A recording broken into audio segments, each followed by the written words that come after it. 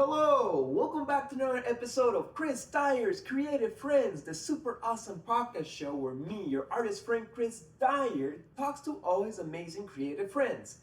Today, I have the great honor to talk to Roger Dean. Roger is a legendary artist from England who I've loved for many years. He's a designer of very dreamy, surreal, psychedelic architecture and landscapes, but is better known for his rock album covers, especially the band Yes, which is my favorite band.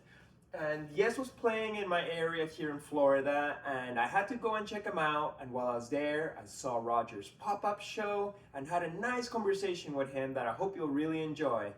Blessings! While the world is burning, got to make amends. Walk on the sunny side with a positive lens. Talks about passion between a women and a man. Chris Dyer and his creative friends. Darling, ooh, ooh,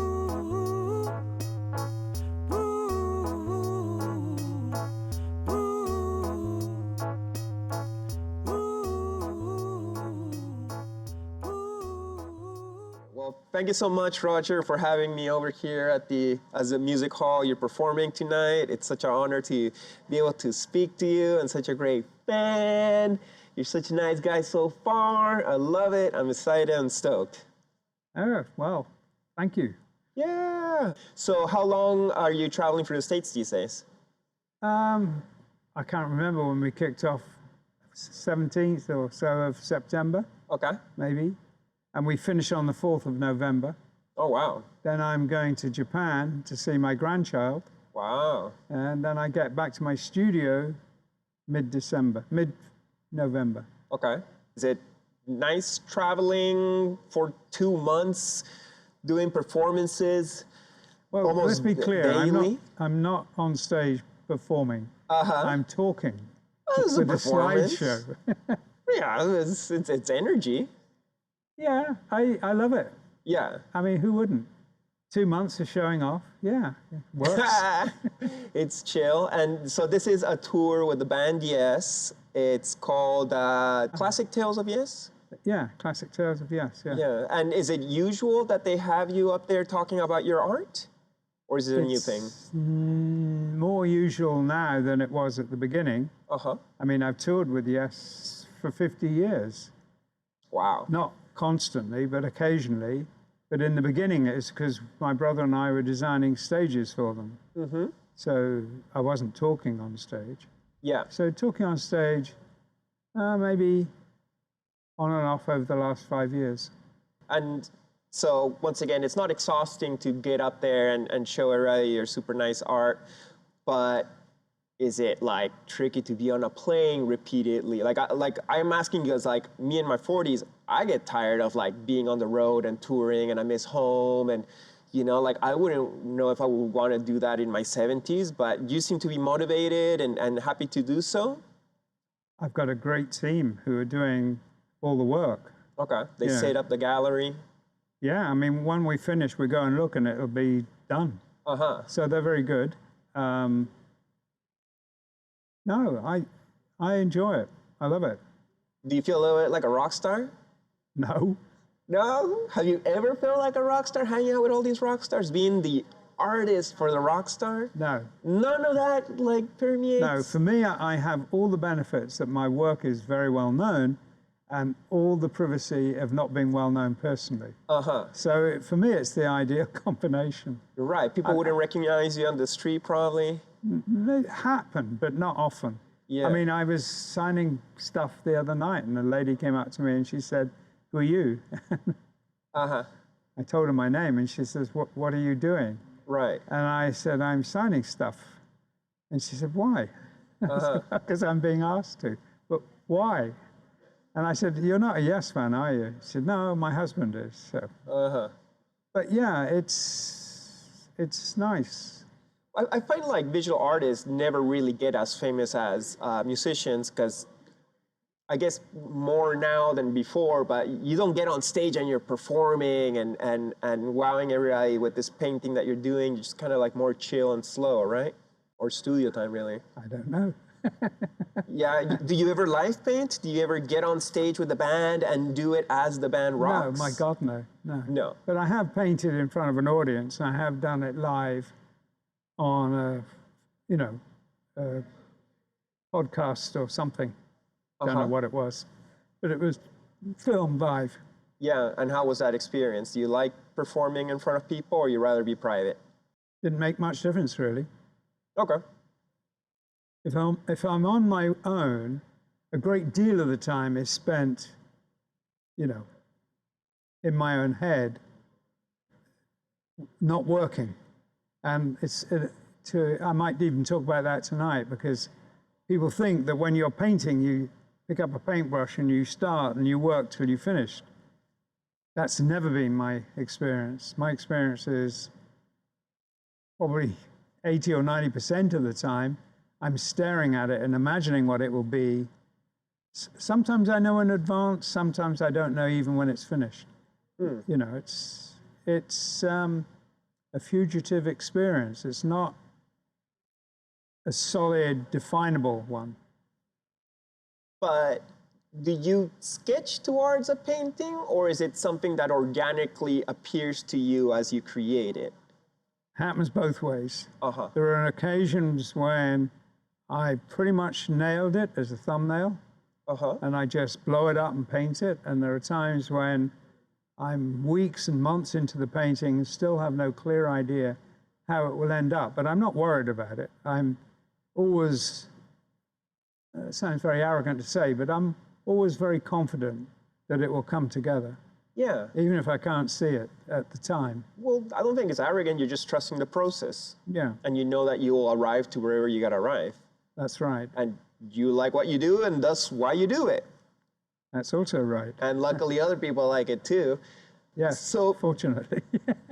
being on tour with Yes, is Yes like your favorite band by default? Do you even like progressive rock? Or is it something that just kind of like you somehow got combined with them? Or it's something that you love? Like, what's your relationship with this band after touring with them for 50 years? Well, I would say I've got good friends in the band, and I'm friends with all of them. So that makes it a pleasure to tour and work with them. But there is something fundamental about how I relate to them, and that is that the fine art world, I'm going to talk about this tonight, but the fine art world is committed to an idea about art that's without physical skill. And that's no accident. That wasn't driven by artists. That was driven by governments. Governments? Governments. Okay. That might sound very odd to you, but first in America,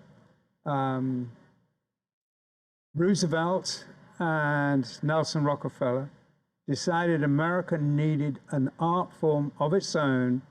It wasn't European, and it was decided politically it would have to be abstract. And Hitler had said German art is about celebrating German culture, and German artists are free to do whatever they like, providing they don't do any of that degenerate stuff.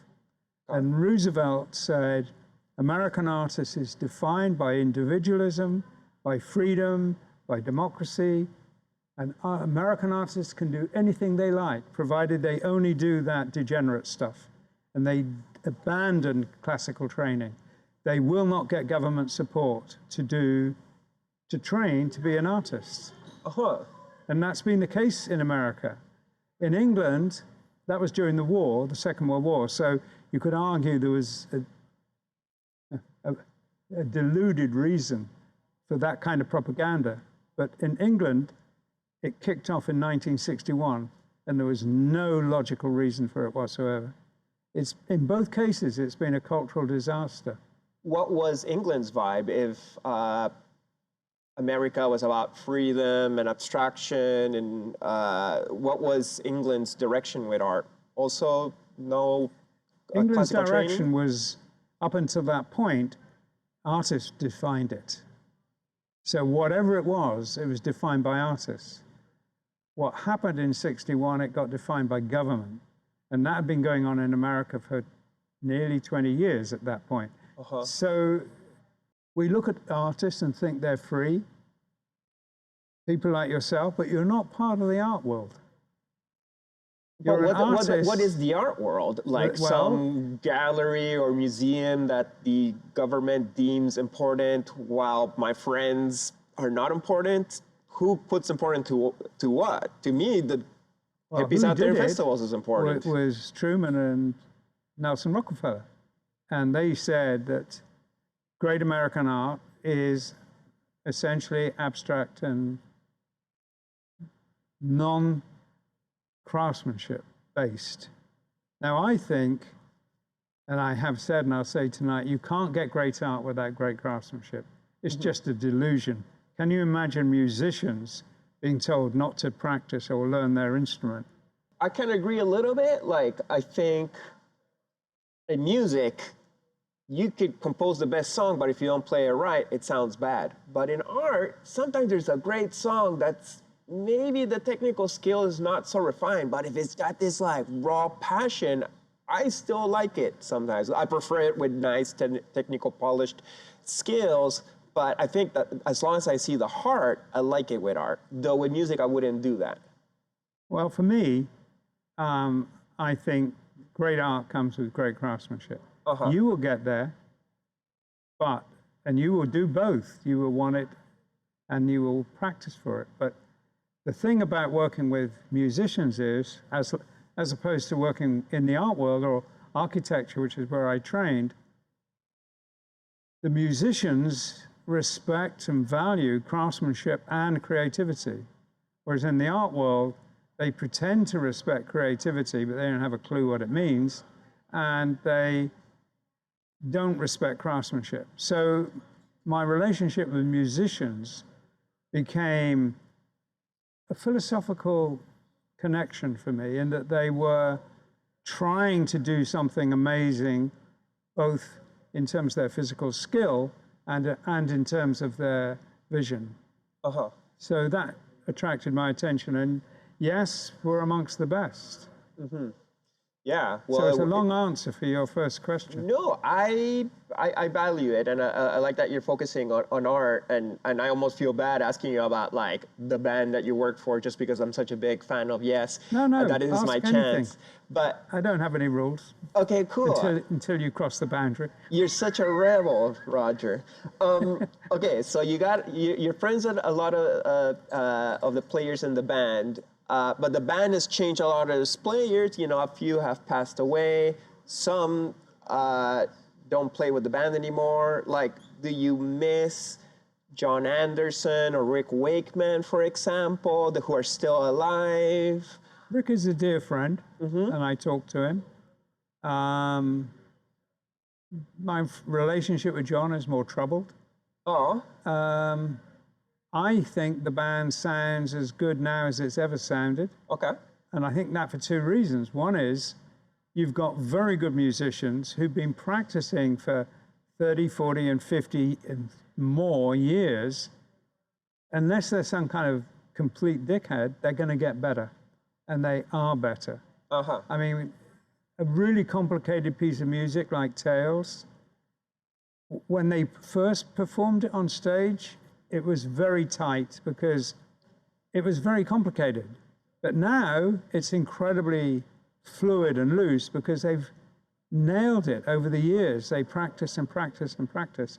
So practice makes perfect. That old cliche is true. Yeah. So yes, at 50 or 52 or 53 or whatever age they are, is better than yes, age 1. Or 5 or 10. Well, seems like you very much value the technical ability. I also value technical ability, but sometimes there's that rawness of the youth that sometimes gets lost at the beginning. And I'm not saying that, you know, it's bad when you're older. I would hope you build up and make it fractalize and become even bigger with the No ages. question that young artists and young musicians have something that is unique to them. But what it isn't is experience, that's for sure. But that doesn't mean it is devoid of fantastic excitement. It is. Right. It has it. So, yeah. I really value the band Yes because of their lyrics that are magical and positive about a better world and fantasy, the imagination and all the different paths it takes, and the combination of the different master musicians. It's almost like an orchestra, but in rock. In general, I love progressive rock because it just really helps my brain break the boxes that the society puts you in. But somehow, even though it's a well-known band and it's huge and everything, but it never made it so mainstream as, like, say, Led Zeppelin or Santana or whatever. Why do you think that is? I find they're like a bitter band, or maybe I'm just like a weirdo that resonates with a stranger kind of band. Well, Yes were huge ones. I mean, I remember one particular day in Philadelphia, they sold out, I forget the name of the stadium, Kennedy Stadium, I think. It was 60,000 people anyway. They'd sold out. And there was such a demand for tickets that the promoter asked them if they'd do a matinee. And they sold out the matinee. So they did 2 sellout concerts of 60,000 people each time in one day. Wow. So they were very big. That's the in their 70s, right? heyday. Sorry? In the 70s? In the 70s, prog rock was super huge, right? It was, yeah. Bands like Emerson, Lake and Palmer and Yes, even King Crimson. But, you know, Jethro Tull, there was a lot of Genesis. Look at how big Genesis was. I love all those bands. Yeah. That and fusion jazz. I like a lot of music. I'm a vinyl collector too. But I appreciate music that's not so structured because, you know, you get in your grooves and you're good at some stuff. And sometimes when a song is just like, fuck it, I'm just going to do this thing. And it doesn't even have to be good. I'm just going to go on a weird tangent. I'm like, fuck it, I'm going to do something weird too. And like, it helps me break my boundaries and expand and explore and then find other good things happening. I think music can really help you out in that way. Does the music influence you when you paint, or maybe it's the other way around? It seems like, at least, I know you've done music, art for a lot of bands, but it seems like Yes and your art are just such a nice combination of vibes. Complicated answer to that, because people often ask me if I paint the music, and I don't. I might paint a place that the music comes from as I see it, but painting the music, there are artists who say they paint the music. I used to disbelieve them. Now I think maybe they do, maybe they don't. I don't know. I don't paint the music, but the music to me is a big influence, but it's tangential. For example, I find that if I'm in the process of painting or in the process of figuring out what I'm going to do, I need something that takes my mind out of the equation completely. And I don't find music does that as well as other things. So what I do find, though, is sometimes I'm too excited to paint, you know, I have too much adrenaline, and the music might just chill me out. And other times the opposite, you know, I might be feeling a bit sleepy and tired, and I know I got to do something, and some music will wake me up. So in that sense, it has an effect on how I work. But in terms of taking my mind away, it does do that. But I don't often use it to do that. I use other things. That's beautiful. Have you ever heard of a band called Star Castle? Yes. What's your opinion on that? I don't know. I'm trying to think of what they sound like. They sound like Yes. When like, a friend passed me and was like, hey, if you like Yes, you're gonna like this band Star Castle. I was like, and the cover was cool too. It's like, whoa, it's got some good album artwork and stuff. And then you listen to it, and it's the Yes sound. And in a way, I was like, I don't like copycats or people biting each other, but at the same time, it's like, well, there's just more Yes music by somebody else. So I was just wondering if you ever like heard it or saw their covers, because they I've also seen kind of them. try to lure Yeah, I've to you. seen the covers. I should check it out, I guess. Yeah. So you got a style of your own, but did you ever influence on others at any point of your career? Like when you start out, was there like artists that you admired or something that like excited you or influenced you? I did industrial design.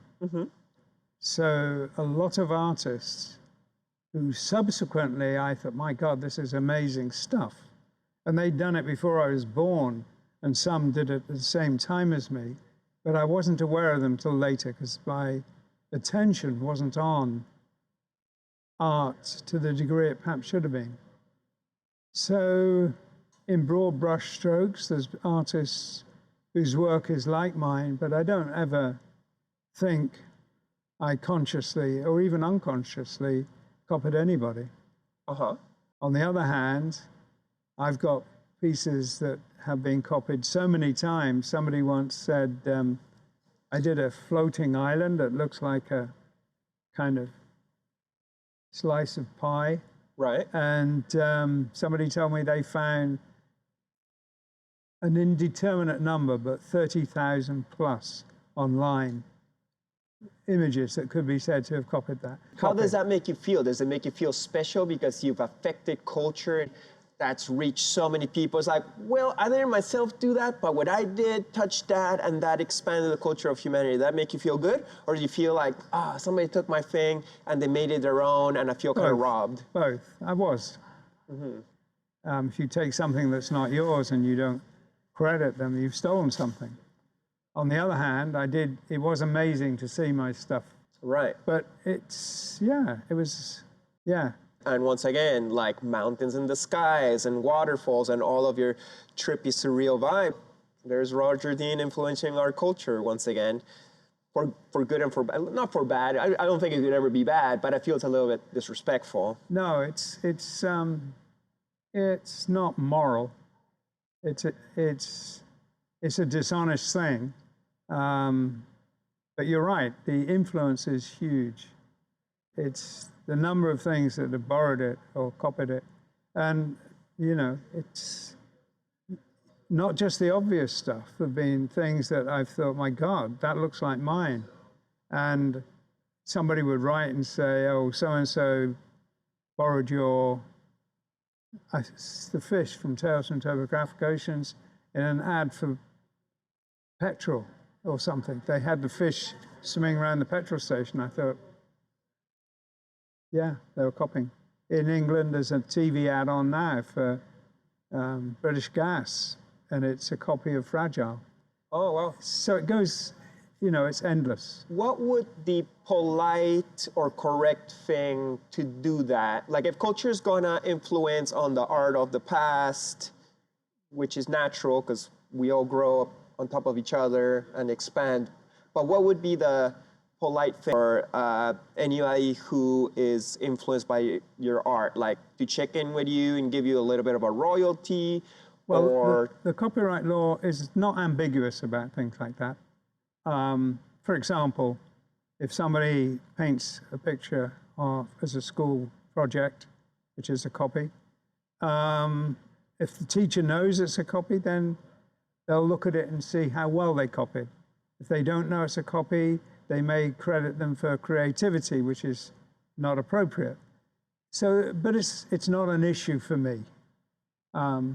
Actually, part of teaching art is to teach students how to paint like the old masters. So it is part of the process. What the copyright law looks at is, did you do it for commercial purposes? So that's a different issue. I like seeing my work around, but it is also, it's rarely credited. There are a few artists, and only a few, who credit me. Patrick Woodroffe was an English artist. He died about 10 years ago. But he had a lot of work that he did that was based on mine. And he credited me in the book. Okay. So he wrote specific, like, I've been influenced by this artist and tipped his hat properly. He said something along those lines, yeah. So I appreciated that. Yeah. Well, it's nice to at least give a shout out. Like, when you create a branch of the tree of a style, of course, other branches will come out of it, but it's nice if they like, hey, like I influenced by this artist and now I'm taking it in this direction and all blessings to what came before. That's natural. Well, I hope that you feel that what you do, regardless if it's being honored or not, has touched the souls of humanity. And I don't spend my life worrying about it. So that's has to be said. Yeah, you're not bitter about it. No. Okay, nice. And I hope you're well sustained and living a blessed, abundant life. Yeah. Nice. So with your art, I hate boxes and categorizations, but I'm sure people ask you all the time. Like you said, today somebody asked you if your art was visionary, and you're like, I don't even know what visionary art is. But perhaps you understand, the surreal world or the psychedelic world to some degree, or perhaps you could call your art fantasy or sci-fi. If you had to describe your art, where would you put it? What's the platform for it? There's lots of names or categories that are in that area.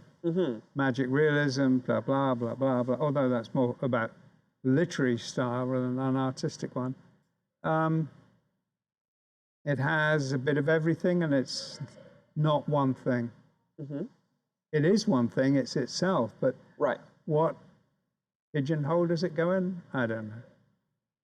And I don't spend a lot of time worrying about it. But do you feel like there's a community of fellow trippy artists like yourself that you vibe with? Like, who's your contemporaries that you'd be like, oh, I love Robert Venosa, oh, I love Matty Clark Quang, Rick Griffin. These are my family, regardless of which box they put me in. Well, Rick Griffin was somebody whose work I really loved, and I published the first, probably the only book on Rick Griffin, actually. I don't know. So, yeah, I loved his work. So he was quote-unquote psychedelic artist. Sure. But you don't call yourself that.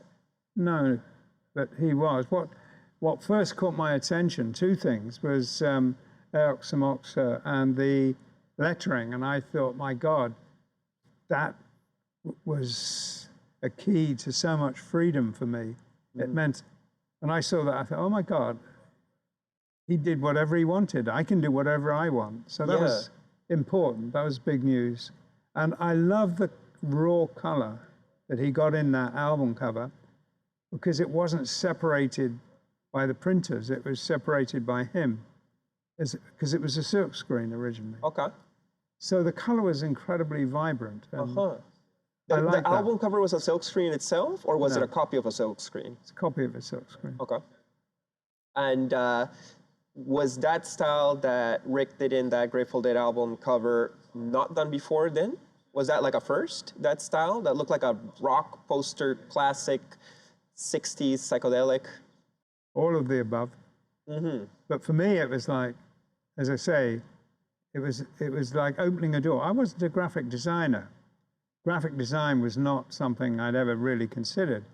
And when I considered it, I was like gobsmacked about how boring it was. Right, because it's more commercial. Well, very, very much. It was about the corporate, it was about minimalist, it was about, well, my definition of it was boring, dull, and grey, and corporate. It was a nightmare. But I felt the same about modern architecture too, for different reasons, but that drive to be so minimalist and so simple and take any sense of joy and beauty away from what was being done and hope that the raw skeleton would provide it. It almost never did. And not being a graphic designer, but suddenly finding myself doing something I'd had no thought about doing, which was album covers, seeing Rick's stuff at that time was immensely freeing. But I wasn't a psychedelic artist, really. Some of my work looked very psychedelic, but it wasn't, especially the simple stuff, the lettering and things, rather than the paintings. But do you realize your art is very trippy? So I'm told. Right. So, But I wasn't tripping when I did it. and that's better. To me, that's better if you can do psychedelic art without the necessity of doing psychedelics. But to me, your worlds that have not been seen before you did them is a bridge between that world that to me does exist. What you're painting to me is a real place. Maybe you can imagine you imagined it and it just came from your mind that it doesn't really exist. To me, my personal belief is that it does exist and that you've managed to bridge it somehow with psychedelics or not and bring it for humanity to be like, hey, look at this place that exists somewhere else. There's quite a lot in my paintings that is obviously invented, you know, painting of a dragon. Mm-hmm. I didn't go and find one in the sense of ringing up the local zoo. Do you have a dragon on at the moment? But mostly, you know, the trees and the animals are portraits of real trees and real animals. You know, the owls are real owls. The trees are all portraits of trees. Mostly they're not invented. The architecture is, of course, invented.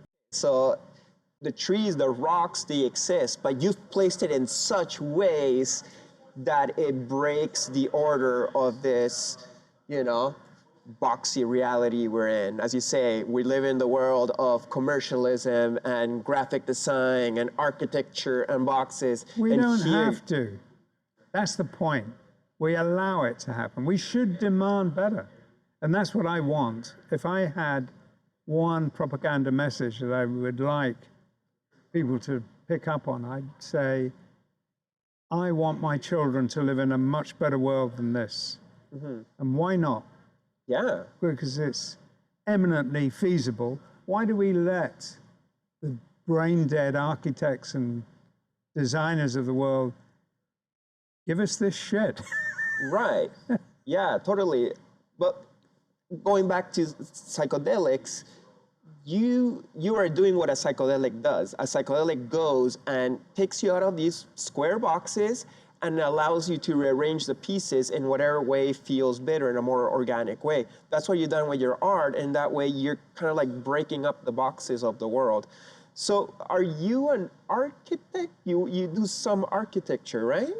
Obviously you draw it, but have you like helped design buildings and stuff? We've built a few prototypes. When I go back to England, we have a meeting about building a visitor center. So my fingers crossed that we will do that. And yeah, I mean, my intention now at this stage in my career is absolutely to build things. I don't want to sell all my paintings. I want to keep them. And if I keep them, I don't want to have people in my house to see them. I want them to be in a public place. So that's kind of my ambition now. I would like to make architecture that people could visit and say, this feels good. I want to be experiencing more of this when I go into a building. Okay, so please explain to us, why are we stuck in a bunch of boxes these days, and why breaking out of the box is healthy for the human soul? Well, there was a time, let's go back 100 years, when there were all kinds of architectural styles, and you could choose. Some architects were doing neoclassical, some were doing neo-Gothic, some were doing arts and crafts, some were doing Art Nouveau.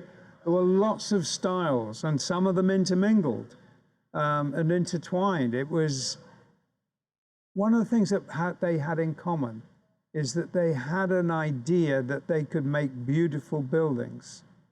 Now, modern architecture is incredibly austere and oppressive. Why is it something we've adopted? In free countries, in democracies, why is this incredibly boring kind of architecture the main?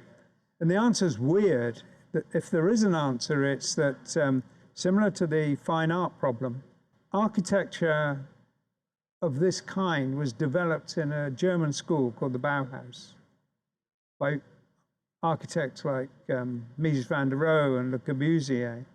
They were communists. Mies van der Rohe, Le Corbusier is perhaps the most famous. He had no interest in human beings.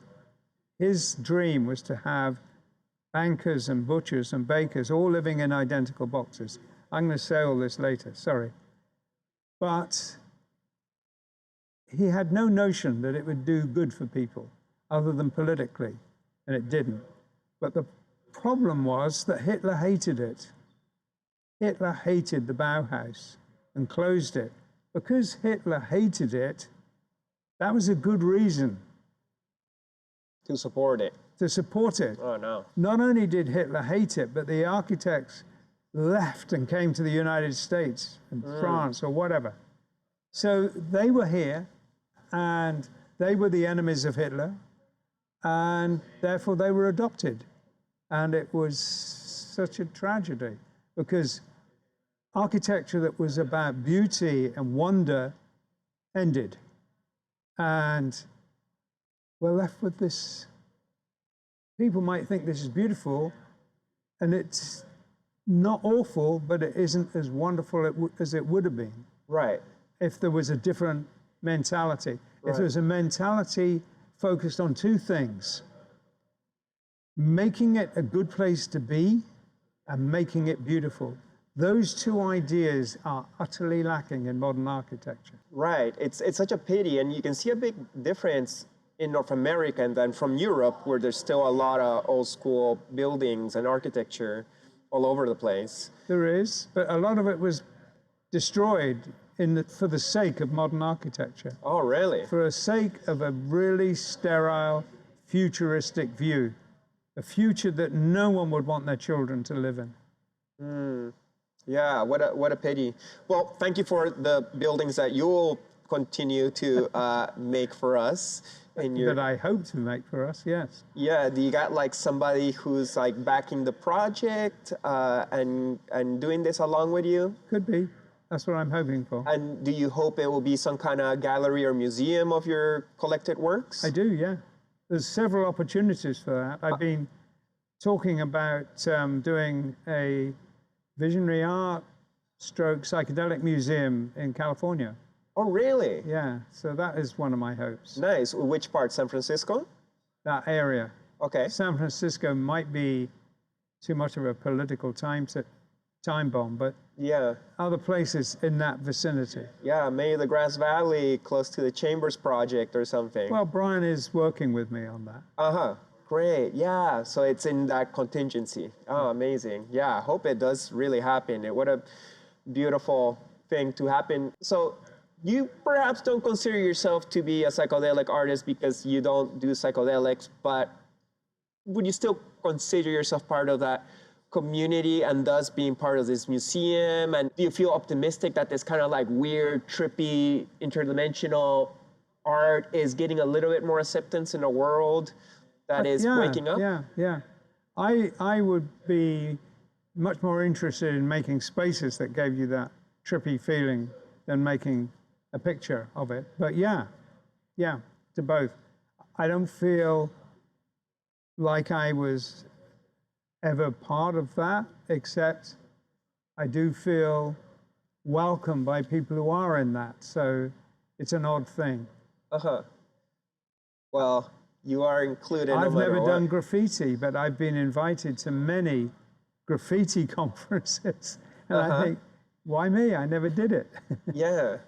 What about video games? That's like a modern artwork. Do you like video games? I know you were making your video game pods and that you did some artwork for Tetris, which is pretty boxy if you ask me.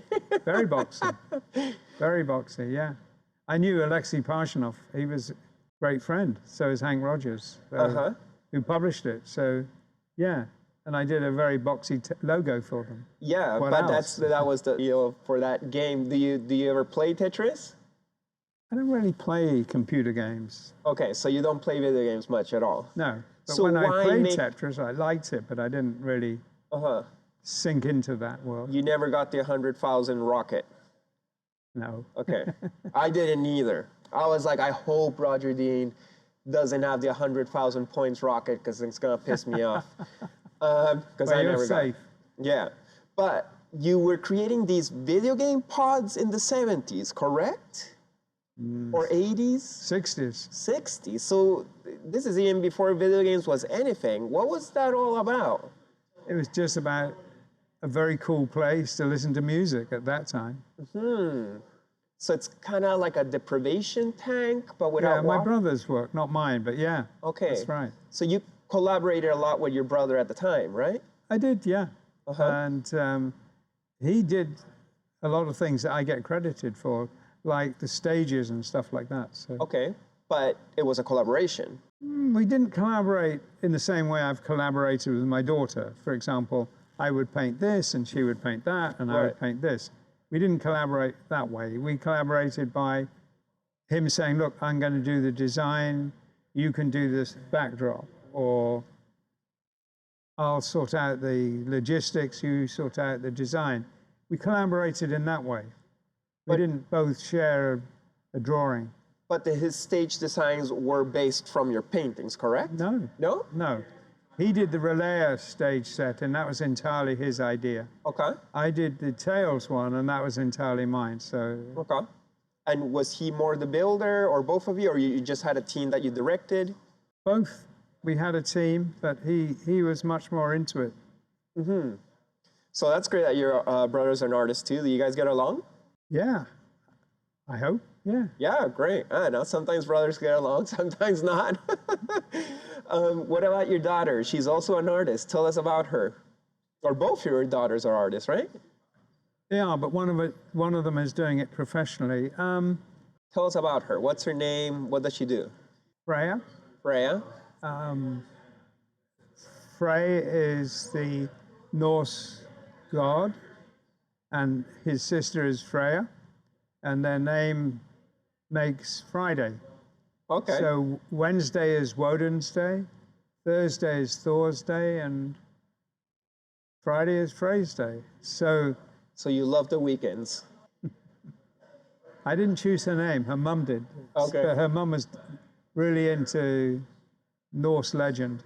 Okay. From a very young age, though, she sat with us. I mean, her mum painted and I painted. So, as I said earlier, when I was drawing at my desk, she would sit on my desk and draw, and I would sit here and draw, and she would sit there and draw, and we would both listen to the fantastic Mr. Fox, the Roald Dahl story, again and again and again and again. Yeah, and then sometimes listen to other stories, but it would be, if she liked it, she would restart it and restart it. So when she got a bit older and she could stand up and walk around, she started working on my paintings. I was never allowed to touch her drawing, Oh, no. but she always fixed my painting Oh, no. from a very young age. Uh-huh. So- And how did that feel as somebody who values technical ability so much, to have like the raw power of a young human splatter on your carefully polished painting? Did that add extra magic to it, or were you like, ah? No, it was great. And she did it on a blank canvas. Okay. As she got a little bit older, she just worked, priming the canvas and then putting color on it. So I was working on top of her painting on my canvas. Okay. I never worked on top of her drawings or her paintings on her canvas. Uh-huh. And sometimes, quite a lot actually, she would paint things into mine that she thought I needed help with. Nice. Like you're telling me she was fixing up your dragon's anatomy? Oh yeah, she did natural history and scientific illustration, and she spent quite a long time working as an intern at the Royal College of Surgeons, dealing with anatomy and all kinds of gruesome stuff. So she really was into anatomy. Right. She's more into the visionary art style, right? Stylistically, she is, yeah. So she started off doing several strands. She's really good at natural history subjects. So if she was to paint a beetle, it would be amazing. But she went more the way of putting them into landscape. So that sort of work looked a little bit like mine. But then she created a dimension of her work that was very strange and visionary. And she made psychedelic paintings out of a totally different palette to what was being done in the heyday of psychedelic art. She was using much softer colors, but much stranger. And I remember when we did the opening of the Haight Street show, it was a joint show, they very kindly painted the whole gallery a very dark blue. And Freya had painted her paintings with a lot of ultraviolet paints, fluorescent paints, but she didn't know what they would look like under dark light. And you would have one figure, and then you'd switch the lights off and switch the dark lights on, and you'd get a much more amazing and scary figure leap out. So that was a revelation for her, and she started doing it intentionally as a consequence of that. So, yeah, she is interested in mythical and visionary themes. That's awesome. Are you proud of her? Oh, yeah, of course. Nice. Does she live in England? She lives in Tokyo. Tokyo? Yeah. What's she doing out there? She went there 8 years ago, so she's been living there 8 years. She went because I think she loved the aesthetics, the art, and the incredible focus on craftsmanship. Yeah, well, she must be doing good with her art career, because like here it's not a very cheap city, right? Yeah, she is doing okay, yeah. Yay! Awesome. She had a job, but I think last year, I'm not sure, last year or the year before, she told me that she'd actually earned more from her paintings than from her job. So that was good news for her. Nice. This show that you said she was in on Haight Street, was that at the Chambers Project? It was at their behest. It was the Haight Street Gallery. Okay. But you've shown at Brian's gallery a couple times? I've had pictures in exhibitions 2 or 3 times, and we've had one exhibition of mine and Freya's work. Okay, nice. That was like last year, this year? A year ago, November. How did it go? Don't know, really. Did you enjoy yourself? Yeah. Nice. A lot of people came. There's such a nice community there, huh? Yeah. Really Yeah. great. I like working with Brian. He's amazing. Yeah, I love Brian too. Such a sweet guy. He was also on the show previously. John Ohia and Johnny Transforma and all those nice people. Of course, all their artists, so talented. Yeah, I met a lot of great artists there. Yeah, it's awesome. And I hope that the whole museum of psychedelic art comes through eventually. So do I. Yeah, Roger, you were in your 20s in the 60s, correct?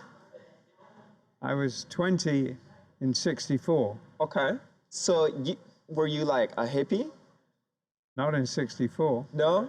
What about 69? Who was a hippie in 64? I don't know. Well, like, there were.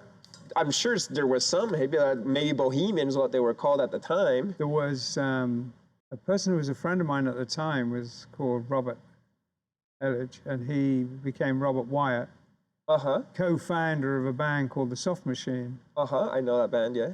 Which, at the time, he was a model in the art school, you know, to support himself while he was playing drums. He played drums. So Soft Machine's first album was a real challenge for Pink Floyd. I mean, they were in the same genre and every bit as successful as Pink Floyd. But then they disappeared down a jazz route, which had a much smaller demographic. But yeah, Robert was. Okay, and he was your friend? He had very long hair, which was weird as hell. Yeah? In the early 60s. It was unknown. Yeah. Unknown anywhere. I mean, it was not until 66 that it started to be. If you look at a photo of the 60s, 64, 65, very few people. So it was almost shocking. 67, yes. So that's when it really kicked in. And what was your feeling about it at the time? Did it excite you and you wanted to like join that counterculture, or was it not your vibe and you were just doing your thing but observing it with curiosity? How did it look? Like, I wasn't there, so I was so curious about that time. It was an easy thing to slip into. I never tried to emulate it, but I was happy to be part of that world. So to a degree, yes. Yeah, so you were part of the community but not doing all the external expressions of it so much. Some people thought I was, but I didn't feel like I was. I didn't feel like I was.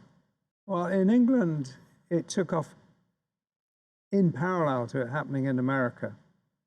You know, as I say, Robert Wyatt, who co-founded Soft Machine, Caravan also came out of that same group. The core group that started it all was the Wildflowers, David Allen and Gong. They all came out of that. They were all very hippie-like, and that would have been about 64, 65. And there was a lot of use of psychedelics at the time, but you said that wasn't really your vibe. Did you experiment at all, being so in that world? I never saw any psychedelics, although I was doing all my work at the time was very fluid in its look. What, you know, chair I designed was like a sea urchin, and it became very famous, though we never put it into production properly. And of course, my architecture is very curvilinear, but I wasn't consciously thinking, I'm going to have a shot at this psychedelic stuff, see what happens. No, but I don't mean like so much as in the psychedelic art movement, but I mean in the usage of entheogens or plant medicines. No, you ever say like, yo, Roger, we're at the Yes concert, here's a little bit of mushrooms or LSD you want to try? Or you're always like, not here, let's do it in, you know, in the park or something. Like there was never... You would never know what you were given. So there was a great deal of caution, because somebody came up to you and said, oh, I got some chocolate brownies. You definitely wouldn't just, oh, great, I love chocolate brownies. Even if you did, you'd want to know its antecedents a lot better than just, oh, great, chunk. There were people who did that, and they probably had a great time. So I guess I was a little bit on the cautious side to do that. Yeah. I did take LSD. Okay. 2 or 3 times, but not until 1971 or 2, something like that. How was that? Amazing. Yeah. It was amazing. But I didn't want to do it again. I did it twice and I didn't want to do it again. How come, if it was so amazing? I felt that a lot of things that I experienced were hard to achieve in one's life. I mean, I remember lying on the hills orchestrating clouds. It wasn't like having visions. I wasn't thinking, oh my God, I'm going to paint that. It wasn't like that. Right. So it was more like an inspiration talk to my head saying, you can get this, you can do this. Perhaps you're already so full of vision, energy, inspiration, that perhaps would have been like a overflow of too much. And well, I wouldn't say it like that. I didn't feel so full of ideas that I couldn't take more. But I did feel that it was potentially overwhelming. And while I was doing it, I didn't mind being overwhelmed. It was, as I say, amazing. It was the only time anyone said, this is going to be so amazing, and it was more than I expected. Right. I thought it was pretty damn cool. Nice. Well, happy you had that experience. Yeah, I took organic mescaline too, and that was super weird. But that was much more visual. I was out in the country on a mountain in Spain, as it happened, And I just kept looking at the ground, and it was, may have been true, it may have not, but it seemed like I could see every small creature there was moving around, lizards, ants, everything. I could see it all. And that was intense and amazing. Right. That sounds correct with my psychedelic experiences. It's both like, wow, this is so great, and like, wow, this is just a little bit too much right now. I want it to end. No, fortunately, I never had a bad trip. But I did love the patterns in these little creatures. They were just so fabulous. I thought, wow, this is a joyful expression. Do you feel any of that stuck around in your memory, or was something that was Sure, like of there? course, yeah. And did it incorporate into your art? Of course. Aha, you do psychedelic art. I do nature art. I'm just joking, man. Going back to the time frame of the 60s, it seemed like it was a very intense time with the Vietnam War and segregation, and it seems like the world was at each other's throats. And here we are. Unlike now, of course. Well, and this is why I wanted to ask you, how did it feel compared to today? You know, like, we got so much tension going around the world and what appears to be a lot of division, but I sometimes wonder, is it better today than it was back then? But the only difference is that today we got a camera in every single corner, and every single problem is right in our faces, making it seem like there's more than before. But have things improved since back then in all these years? I would say the most worrying thing to me, and possibly to people of my age, but should be to everybody, is not the threats, the dangers, the worries.